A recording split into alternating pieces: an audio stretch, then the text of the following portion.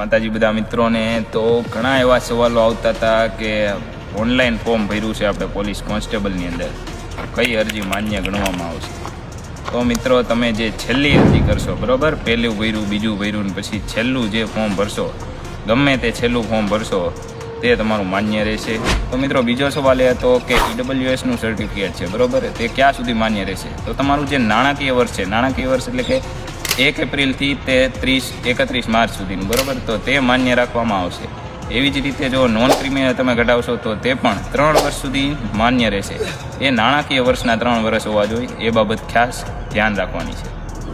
ઘણા મિત્રોને ગ્રાઉન્ડની બાબતમાં પણ પ્રશ્નો હતા કે ગ્રાઉન્ડમાં કાંઈ નિયમો ફેરફાર થયા છે? તો મિત્રો ના, ગ્રાઉન્ડમાં કાંઈ ફેરફાર નથી થયો.